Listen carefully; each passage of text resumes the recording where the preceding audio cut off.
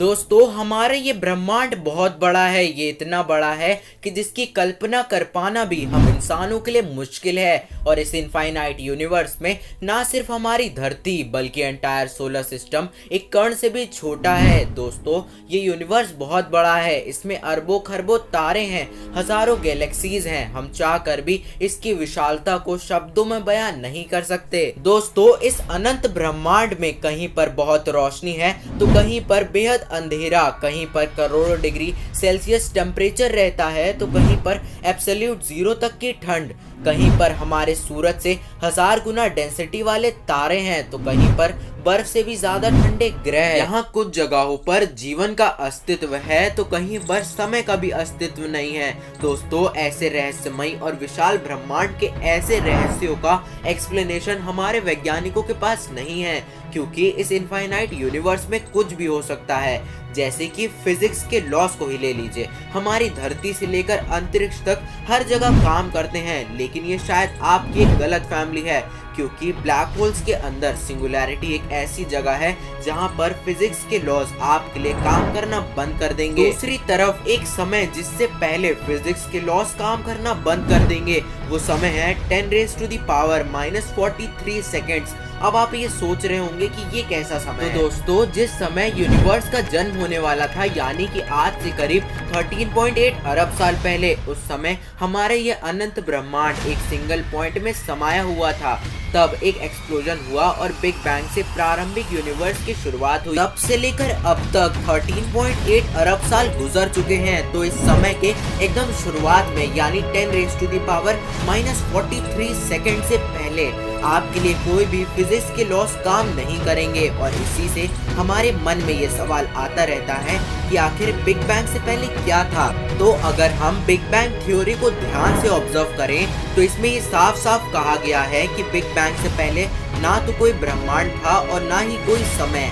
अब जब यहाँ बोला जा रहा है कि बिग बैंग से पहले समय ही नहीं था, तब तो उससे पहले क्या था? ये तो सवाल ही गलत हो गया, क्योंकि पहले और बाद में यानी पास्ट और फ्यूचर की बातें तो तब आएंगी ना जब वहाँ पर टाइम एग्जिस्ट करेगा। दरअसल हमारा दिमाग ये इमेजिन ही नहीं कर सकता कि ऐसी भी डायमेंशन या दुनिया हो सकती है जहाँ समय नाम की कोई चीज ही ना हो। दोस्तों ऐसे ही रहस्यों से भरा है हमारा ये ब्रह्मांड। तो चलिए आज हम इसी अनंत रहस्यमयी ब्रह्मांड की उत्पत्ति के बारे में जानेंगे। गाइस इस वीडियो को प्लीज एंड तक देखिएगा, क्योंकि अगर आपने इस वीडियो को एंड तक देख लिया तो आपका इस ब्रह्मांड को देखने का नजरिया बदल जाएगा। तो चलिए शुरू करते हैं आज की इस अमेजिंग वीडियो को। जब ब्रह्मांड की बात की जाए तो हमें ये समझ लेना चाहिए कि ब्रह्मांड दो तरह के हैं। एक है दृश्य ब्रह्मांड और दूसरा है अदृश्य ब्रह्मांड, यानी ऑब्जर्वेबल यूनिवर्स और अननोन यूनिवर्स। तो दोस्तों अब ये सवाल आता है कि हमारा ये यूनिवर्स कितना बड़ा है और ये अदृश्य ब्रह्मांड क्या है। तो इस इनफाइनाइट यूनिवर्स के अनंत विस्तार को नापने के लिए लाइट ईयर यानी प्रकाश वर्ष का प्रयोग किया जाता है। लाइट ईयर ब्रह्मांड में दूरी नापने के लिए यूज की जाती है। जैसे कि हम पृथ्वी पर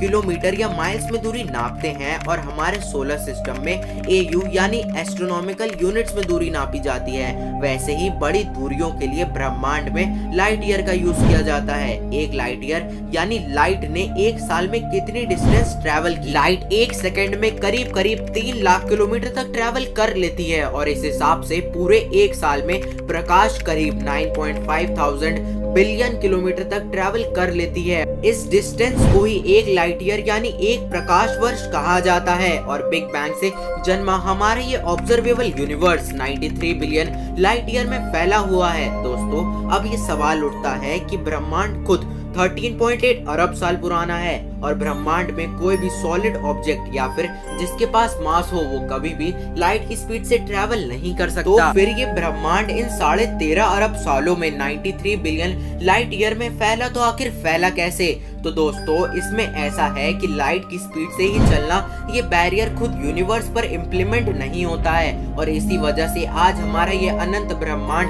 93 बिलियन लाइट ईयर में फैला हुआ है और हर सेकंड लाइट की स्पीड से भी ज्यादा तेजी से एक्सपैंड एक्सपैंड होता जा रहा है। टेक्निकली हम 13.8 अरब लाइट ईयर की दूर से आई हुई लाइट को ही देख सकते हैं, लेकिन फ्रेंड्स इन रियल आज हमारी ब्रह्मांड में विजिबिलिटी 46 अरब लाइट ईयर्स की है। आज हम 46 बिलियन लाइट ईयर दूर तक देख पाए, क्योंकि यूनिवर्स के जिन ऑब्जेक्ट्स की लाइट आज 13.8 अरब लाइट ईयर ट्रैवल कर कर हम तक पहुंची हैं, वो चीजें वहां से और दूर जा चुकी होंगी, और वो भी लाइट की स्पीड से भी ज्यादा तेजी। लेकिन गाइस उसके बाद के पूरे ब्रह्मांड में यानी कि 93 अरब लाइट ईयर दूर तक क्या है वो हमें नहीं मालूम। यही हमारी विजिबिलिटी के बाहर का जो एक्सपेंशन यानी विस्तार है उसे ही हम अननोन यूनिवर्स कहते हैं। और उस इलाके में क्या है उसे हमने आज तक नहीं देखा है।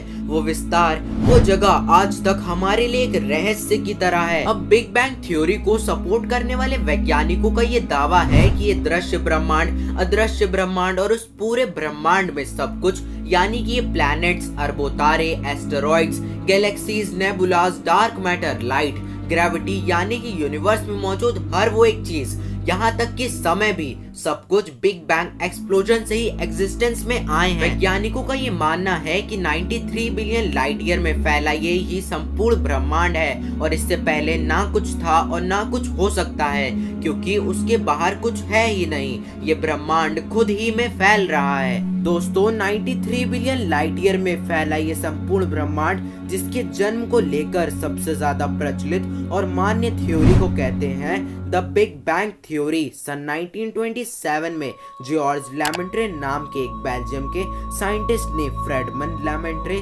रॉबर्टसन वॉकर नाम की एक इक्वेशन बनाई। लेमेंट्रे की इक्वेशन आइंस्टाइन की थ्योरी ऑफ जनरल रिलेटिविटी पर बेस्ड थी। लेमेंट्रे के मुताबिक हमारे इस यूनिवर्स की उत्पत्ति एक एटम से भी छोटे गोले से हुई है, जिसके अंदर ये इनफाइनाइट यूनिवर्स भरा हुआ था, और फिर अचानक से किसी रहस्यमय कारण के चलते एक बहुत बड़ा एक्सप्लोजन हुआ, जिससे ये एटम के साइज से भी छोटा यूनिवर्स अपने अस्तित्व में आया और फैलने लगा। शुरुआती दौर में लेमेंट्रे की इस थ्योरी का बहुत मजाक उड़ाया गया, और लेमेंट्रे की इस बिग बैंग थ्योरी का सबसे ज्यादा विरोध या खंडन करने वाले वैज्ञानिक फ्रेड हॉयल थे। फ्रेड हॉयल ने लेमेंट्रे की थ्योरी को बिग बैंग आइडिया कहकर उनका मजाक उड़ाया था। गाइस काफी टाइम तक दुनिया में वैज्ञानिकों का एक ग्रुप इन दोनों वैज्ञानिकों के बीच डिवाइड रहा, लेकिन समय के साथ जैसे जैसे साइंटिफिक एक्सपेरिमेंट होते गए वैसे वैसे ही साबित होता गया कि लेमेंट्रे की बिग बैंग थ्योरी ही सही है, और धीरे धीरे लेमेंट्रे के विरोधी भी उन्हीं के साइड में और आते गए। 1965 में कॉस्मिक माइक्रोवेव बैकग्राउंड के डिस्कवरी के चलते ये साबित हो गया कि लेमेंट्रे की बिग बैंग थ्योरी ही सबसे ज्यादा मान्य और सटीक सिद्धांत है। इस मॉडर्न वर्ल्ड में लेमेंट्रे की बिग बैंग थ्योरी को ही यूनिवर्स की उत्पत्ति का सबसे ज्यादा ऑथेंटिक और मान्य थ्योरी में से एक माना जाता है। बिग बैंग थ्योरी के अनुसार आज से करीब 13.8 अरब साल पहले जब हमारा ये यूनिवर्स एक एटम से भी छोटी चीज था, और यही छोटी सी डॉट इनफाइनाइट यूनिवर्स से भरा हुआ था। इस ब्रह्मांड में जो भी होने वाला है, जो भी घटना घटने वाली है, सब इसी में मौजूद है। इस ऊर्जा के गोले के अंदर समय का भी कोई अस्तित्व नहीं है। दुनिया जिसे हम जानते हैं वो सबकी शुरुआत होने वाली है। किसी रहस्यमय कारण के चलते एक एटम के साइज से भी छोटा ब्रह्मांड अचानक एक ब्लास्ट के चलते अपने अस्तित्व में आया। एक सेकंड के करोड़वें हिस्से के अंदर ब्रह्मांड अपने अस्तित्व में फैल गया, और इससे ही कहते हैं द बिग बैंग। इस वक्त जो ब्लास्ट आप होते हुए देख रहे हो वो प्योर एनर्जी है जो पूरी तरीके से फैल गई, और इसी समय स्पेस का जन्म हुआ, और साथ ही साथ समय यानी टाइम अपने अस्तित्व में आया। ये प्योर एनर्जी जो बिग बैंग से निकली वो करोड़ों साल तक फैलती गई और ठंडी होने लगी, और इसी एनर्जी के चलते प्रारंभिक ब्रह्मांड में मैटर का फॉर्मेशन हुआ, और वो छोटे छोटे सब एटॉमिक पार्टिकल के रूप में, जिसे हम एटम्स कहते हैं, क्वार्क्स, इलेक्ट्रॉन, प्रोटॉन, न्यूट्रॉन, इन सभी चीजों का फॉर्मेशन हुआ। उस वक्त असल में दो चीजों का फॉर्मेशन हुआ था। आदि थे मैटर यानी वो परमाणु जिससे हम और हमारी ये दुनिया बनी है, और दूसरा ग्रुप था एंटी मैटर का, जो मैटर का अपोजिट होता है, क्योंकि एंटी मैटर मैटर के अपोजिट है। इसलिए जब मैटर और एंटी मैटर आपस में मिलते हैं तो वो एक दूसरे को खत्म कर देते हैं, पर फॉर्चुनेटली मैटर एंटी मैटर से थोड़ा ज्यादा था। सब खत्म होने के बाद मैटर का एक हिस्सा बच गया था, जिसके विपरीत और कुछ भी नहीं था जो उसे खत्म कर सके, इसलिए उसमें विस्फोट हो गया, जो कि हम लोग के लिए बहुत ही लकी था, क्योंकि इसी एक गोले से अब पूरी दुनिया बनने वाली थी। इसी मैटर के हिस्से के चलते तारों और ग्रहों वाला ब्रह्मांड अस्तित्व में आया। मैटर के इस हिस्से में विस्फोट के चलते ब्रह्मांड के अंदर सब कुछ ठंडा होने लगा। धूल जैसे दिखने वाले इस ब्रह्मांड में एक फोर्स अपना काम करने लगी। उस फोर्स के चलते एटम्स आपस में जुड़ने लगे। ये फोर्स कोई और फोर्स नहीं बल्कि ग्रेविटी थी। शुरुआत में इस ब्रह्मांड में हाइड्रोजन के एटम्स एग्जिस्टेंस में आए। आपको ये शायद पता होगा कि हाइड्रोजन का एटॉमिक नंबर 1 होता है, मतलब उसमें एक प्रोटॉन और एक न्यूट्रॉन होता है। दोस्तों, हाइड्रोजन ही सबसे पुराना है और सबसे इम्पोर्टेंट। उस वक्त ग्रेविटी की वजह से जगह जगह पर हाइड्रोजन के एटम्स आपस में कॉम्प्रेस होने लगे, जिसकी वजह से वहाँ का टेम्परेचर लाखों डिग्री तक पहुँच गया। और कॉम्प्रेस होते होते जब एक जगह का टेम्परेचर 1 करोड़ डिग्री सेल्सियस तक पहुँच गया, तब एक प्रोसेस की शुरुआत हुई जिसे न्यूक्लियर फ्यूजन कहते हैं, जिससे बहुत ही ज्यादा एनर्जी निकली और उसी समय कुछ ऐसा दृश्य हुआ। इस ब्रह्मांड का पहला तारा अस्तित्व में आया और इस प्रोसेस से शुरुआत में 300 से 400 तारे बने और लाखों साल के अंतराल में करोड़ों तारे अस्तित्व में आ गए।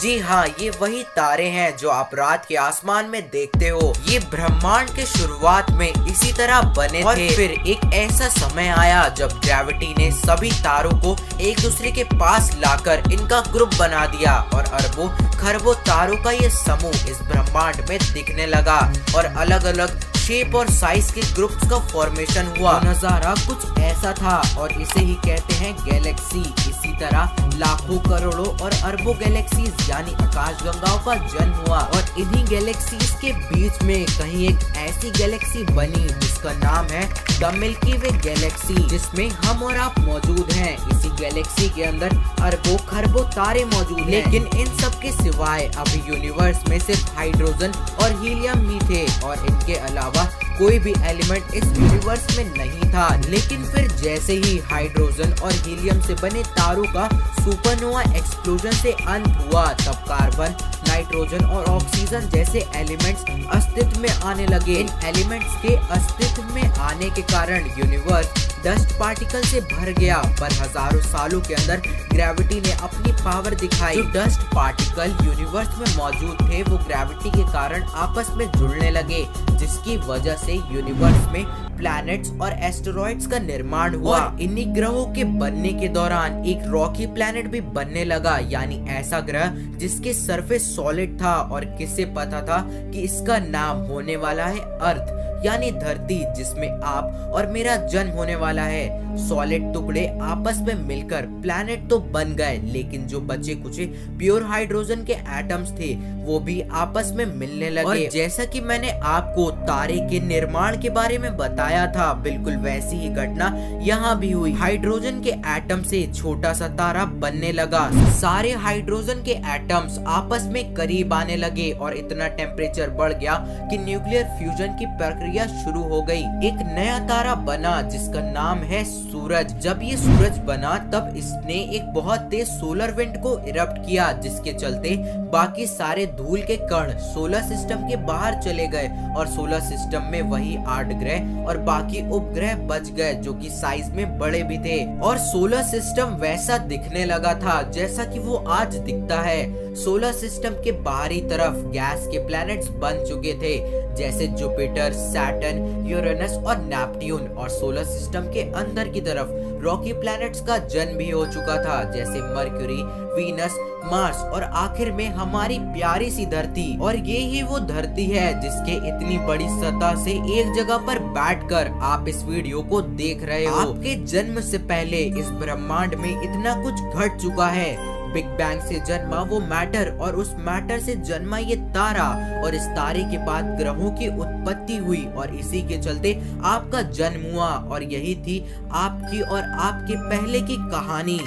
आज के समय का ब्रह्मांड, आज हमारे इस अनंत ब्रह्मांड में 13.8 अरब सालों से भी ज्यादा का समय बीत चुका है और इतने सालों में हमारा ये ब्रह्मांड लाइट की स्पीड से भी ज्यादा तेजी से बढ़ता जा रहा है। एक अनुमान के मुताबिक आज यूनिवर्स में 200 बिलियन से भी ज्यादा गैलेक्सीज मौजूद हैं और इस ब्रह्मांड में तारों और पृथ्वी जैसे अन्य ग्रहों का तो हिसाब लगा पाना भी वैज्ञानिकों की एक रिसर्च के मुताबिक आज इस अनंत ब्रह्मांड में जीवन का अस्तित्व हमारी धरती पर ही नहीं बल्कि कई अन्य ग्रहों पर भी हो सकता है कि इनमें से कई जगहों पर हमसे बहुत ही ज्यादा निम्न कोटि के प्राणी रहते हो। कुछ जगहों पर जीवन माइक्रो लेवल पर मौजूद हो सकता है और ये भी हो सकता है कि कई जगहों पर हमसे करोड़ों गुना ज्यादा विकसित जीव मौजूद हो सकता है कि ये उच्च कोटि के जीव ऑक्सीजन पर नहीं बल्कि किसी और वायु पर जीवित रहते हो। ये भी हो सकता है कि वो सांस ही ना लेते हो। यहाँ ये भी संभव है कि वो हमारी तरह अन्य को ग्रहण नहीं करते होंगे बल्कि किसी और सोर्स पर डिपेंड रहते होंगे।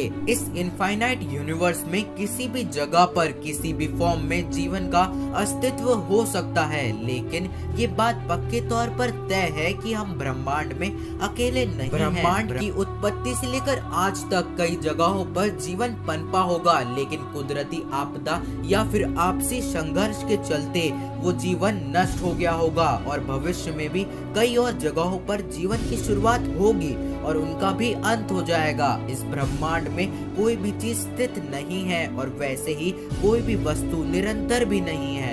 हर एक चीज का एक समय है, किसी का बहुत थोड़ा तो किसी का अति लंबा, लेकिन ये बात तो निश्चित है कि ब्रह्मांड की हर एक वस्तु का एक न एक दिन अंत जरूर होगा, स्वयं ब्रह्मांड का भी। लेकिन इससे सब कुछ खत्म नहीं हो जाएगा क्योंकि अंत के बाद एक नई शुरुआत होती है और प्रलय और निर्माण की ये प्रक्रिया हमेशा के लिए चलती रहेगी। तो आज की इस वीडियो में बस इतना ही और उम्मीद है कि ये वीडियो आप लोग को पसंद आई होगी। अगर हाँ तो इस वीडियो को एक लाइक करके अपने फ्रेंड्स और फैमिली के साथ शेयर करना मत भूलेगा और ऐसी ही इंफॉर्मेटिव वीडियोस देखने के लिए हमारे channel fascinated world of Cosmos को सब्सक्राइब कर लें और उसके साइड वाले बेल आइकन को प्रेस कर दीजिए जिससे आप देख सकें हमारी आने वाली वीडियो सबसे पहले। So thanks for watching our video.